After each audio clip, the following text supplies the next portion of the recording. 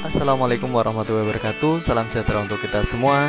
Channel Penjas Orkes Indonesia kali ini akan membahas soal kompetensi profesional guru penjas tahun 2021.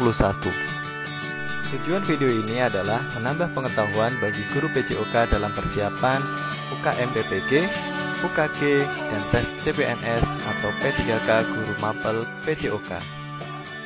Kita mulai soal yang pertama. Keterampilan di air membutuhkan penyesuaian pernafasan di air. Berikut yang bukan merupakan konsep minimal pernafasan di air yaitu A. Setelah mulut keluar dari permukaan air, mulut tertutup dan tidak menghirup udara. B. Pada saat wajah dalam air, udara dihembuskan keluar rongga hidung atau rongga mulut. C. Setelah wajah masuk dalam air, mulut atau hidung mengeluarkan udara. D. Saat mulut keluar dari permukaan air, udara dihirup dominan dengan rongga mulut. Atau E. Saat di dalam air menahan nafas. Jawaban yang benar adalah poin A. Setelah mulut keluar dari permukaan air, mulut tertutup dan tidak menghirup udara. Setelah mulut keluar dari permukaan air, seharusnya mulut terbuka dan menghirup udara. Tujuan pernapasan untuk mendapatkan oksigen. Jika tidak menghirup udara pada saat di permukaan air, perenang akan kekurangan oksigen. Soal berikutnya, bagaimana posisi tak yang benar saat loncat indah? A. Lutut ditekuk pada dada dan tangan melipat memegang lutut. B. Lutut ditekuk pada dada dan tangan lurus ke arah kepala. C. Lutut lurus dan tangan melipat memegang lutut. D. Lutut dan tangan lurus. Atau E. Lutut ditekuk pada dada dan tangan memegang paha. Jawaban yang benar adalah poin A. Lutut ditekuk pada dada dan tangan melipat memegang lutut. Menurut Fromer Harvey, posisi tak pada loncat indah yaitu lutut ditekuk pada dada dan tangan melipat memegang lutut. Berikut gambar loncatan pike, tuck, and twist. Soal berikutnya, pada loncatan apakah apabila peloncat tidak diperbolehkan untuk tertekuk di bagian lutut ataupun paha? A. Tuck. B. Pike. C. Strike. D. Forward. Atau E. Backward. Jawaban yang benar adalah poin C. Strike. Loncatan strike, tubuh peloncat tidak diperbolehkan untuk tertekuk di bagian lutut ataupun paha.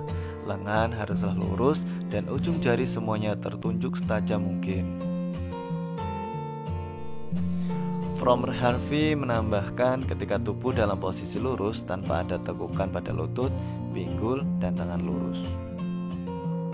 Soal berikutnya, satu siklus lengkap renang gaya dada dalam perlombaan adalah A. 2 tandangan kaki, 1 tarikan tangan, pada kejadian itu bagian kepala di bawah permukaan air. B. 1 tarikan tangan, 1 tendangan kaki, pada kejadian itu bagian kepala harus memecah permukaan air. C. 1 tendangan kaki, 1 tarikan tangan. D. 1 tarikan tangan, tendangan kaki dolphin. Atau E. 2 tarikan tangan dan 2 tarikan kaki dalam air. Jawaban yang benar adalah poin B. 1 tarikan tangan, 1 tendangan kaki, pada kejadian itu bagian kepala harus memecah permukaan air. Peraturan perlombaan mengatur teknik renang gaya dada. 1 tarikan tangan, 1 tendangan kaki, pada saat kejadian kepala keluar atau memecah air atau tidak tenggelam. Soal berikutnya, gaya renang mana yang paling efektif dan efisien dalam meningkatkan kebugaran jasmani? A. Gaya kupu-kupu. B. Gaya dada. C. Gaya bebas.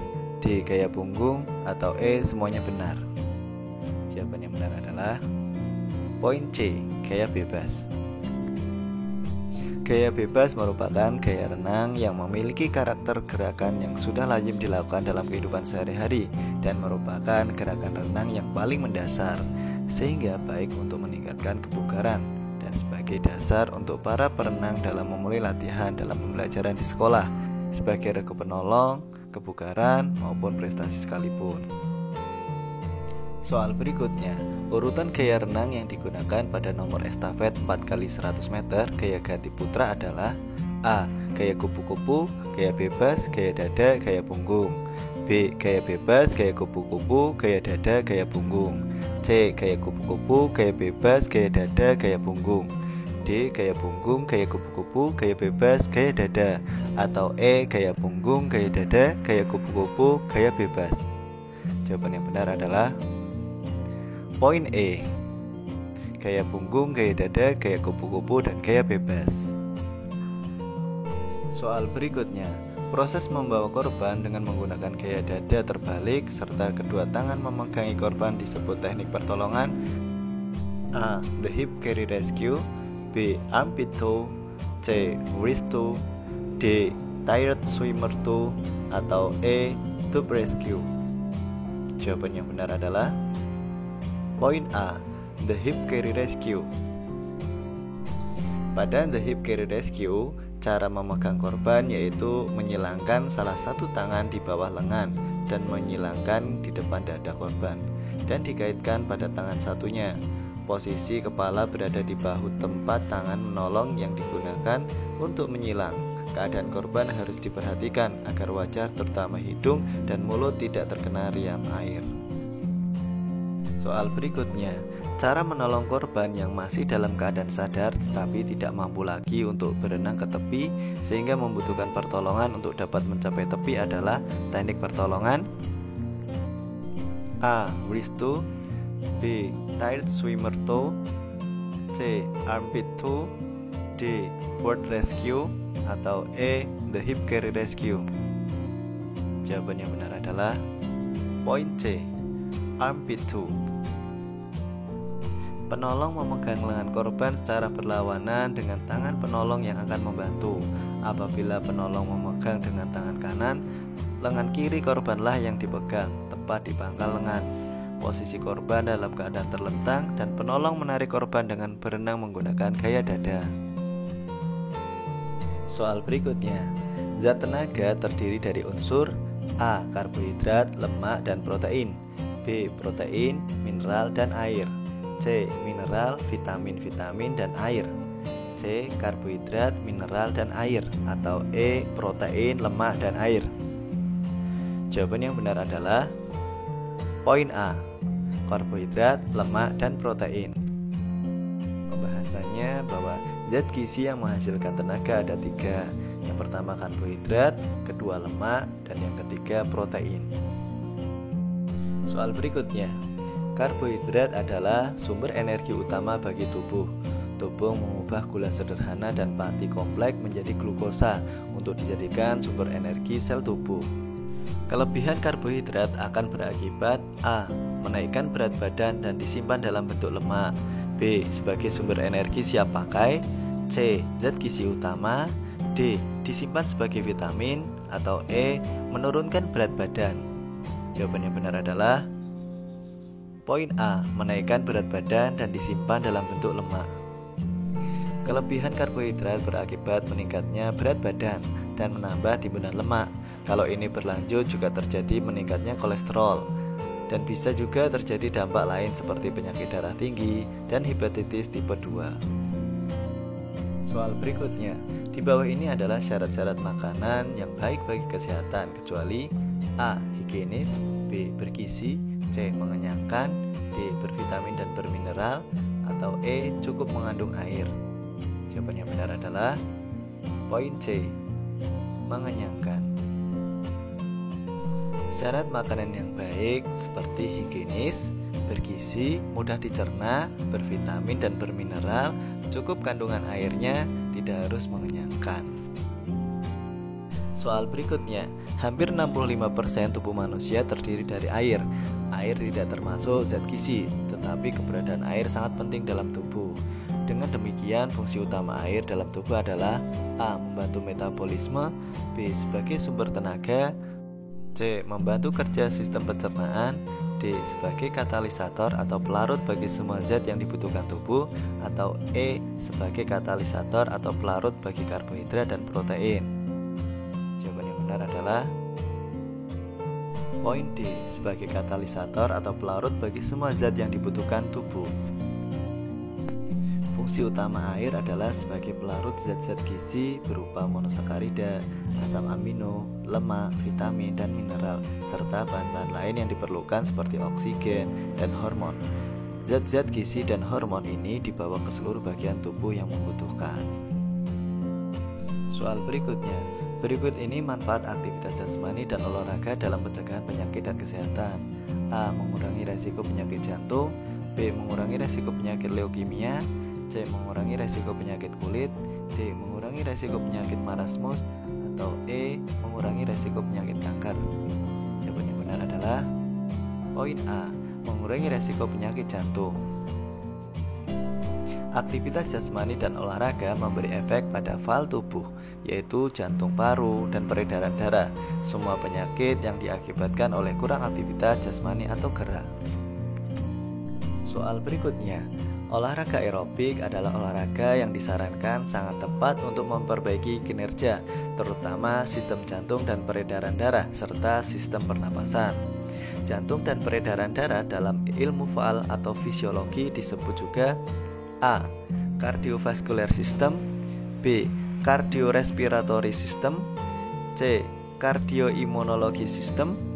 D. Cardiointestinal system. Atau E. Cardiocoronary system. Jawaban yang benar adalah poin A. Cardiovascular system. Cardiovascular system merupakan sistem kerja jantung dan peredaran darah. Peredaran darah dalam tubuh manusia terdiri dari 3 bagian. Yang pertama, peredaran darah besar atau sirkulasi sistemik. Berfungsi peredaran darah dari jantung ke seluruh tubuh, yaitu otot dan otak. Yang kedua, peredaran darah kecil atau pulmonary system, yaitu peredaran darah dari jantung ke paru. Dan yang ketiga, yaitu peredaran darah dari jantung untuk jantung itu sendiri atau circulatory coronary. Peredaran darah dari jantung untuk kerja jantung ini paling banyak terganggu atau jantung koroner, terutama bagi mereka yang kurang gerak dan gaya hidup yang kurang sehat. Soal berikutnya, berikut ini adalah sakit yang sering diderita seseorang karena kurang aktivitas fisik, seperti hipertensi, jantung koroner, obesitas, dan lain sebagainya. Sakit jantung koroner terjadi karena adanya gangguan pada A. Sirkulasi sistemik. B. Sirkulasi pulmonal. C. Sirkulasi koroner. D. Sirkulasi pernapasan. Atau E. Sirkulasi dan pencernaan. Jawaban yang benar adalah poin C. Sirkulasi koroner. Penyakit jantung koroner disebabkan oleh kerusakan pada pembuluh darah jantung atau arteri koroner. Kerusakan tersebut dapat disebabkan oleh penumpukan ateroma atau dinding arteri. Ateroma terdiri dari kolesterol dan zat sisa hasil metabolisme tubuh. Soal berikutnya, olahraga yang dapat meningkatkan kelentukan tubuh adalah A. Senam aerobik. B. Jalan cepat. C. Bersepeda. D. Renang. Atau E. Pilates. Jawaban yang benar adalah poin E. Pilates. Pilates adalah versi yang lebih modern dari yoga. Pilates pertama kali dikembangkan pada sekitar abad 20-an oleh seorang atlet veteran asal Jerman bernama Joseph Pilates sebagai bentuk latihan fisik yang berfokus pada rehabilitasi dan penguatan tubuh.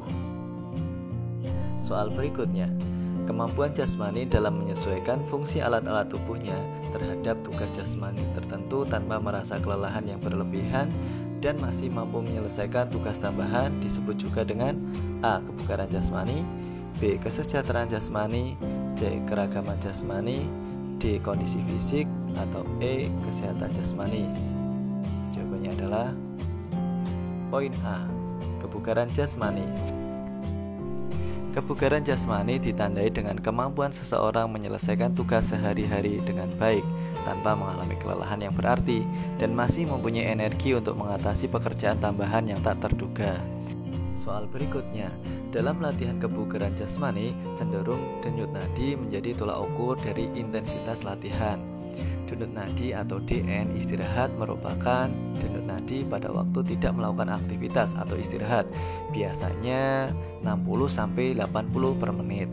Sedangkan denyut nadi yang diukur saat bangun tidur dengan normal dengan jumlah jam tidur yang sesuai biasanya disebut juga dengan istilah A. Denyut nadi normal. B. Denyut nadi istirahat.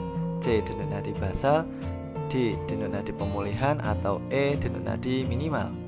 Jawabannya adalah poin C. Denyut nadi basal. Denyut nadi basal yaitu denyut nadi yang dihitung saat sejak bangun tidur namun tidak sedang dalam keadaan mimpi atau belum turun dari tempat tidur.